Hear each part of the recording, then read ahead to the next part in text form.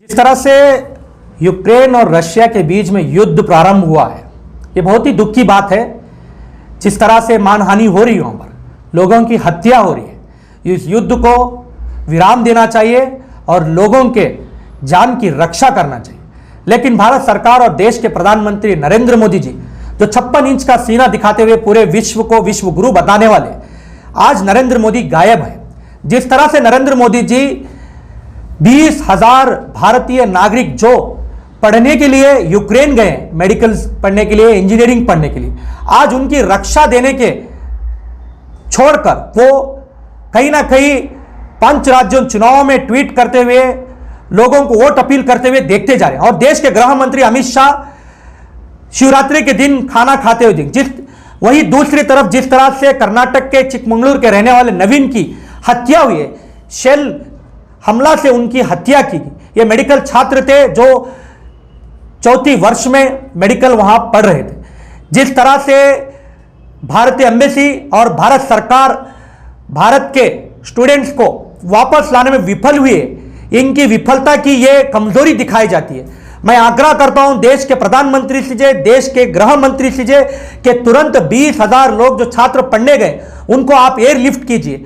पहले तो आप फ्लाइट के किराए मुफ्त कीजिए और ये 100-200 जो स्टूडेंट्स वापस आए, अपने बलबूते पे आए, उनके साथ सेल्फी फोटो खिंचाने का जो कार्यक्रम कर रहे हैं उसकी हम कड़ी से कड़ी निंदा करते हैं और आशा करते हैं कि जो 20,000 लोग वहां फंसे हुए हैं उनको वापस लाने के लिए आप कारगर योजना लाएंगे।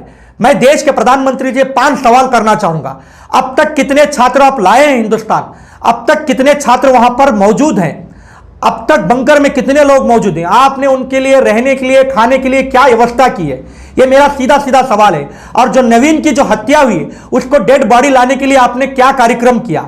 आप केंद्रीय मंत्रियों का एक गठन बनाकर तुरंत यूक्रेन और रशिया के जितने भी एम्बेसीज है वहां पर संपर्क कीजिए और हो सका तो केंद्रीय मंत्री यूक्रेन जाकर उन छात्रों को वापस लाने के लिए कारगर योजना आपको करना पड़ेगा।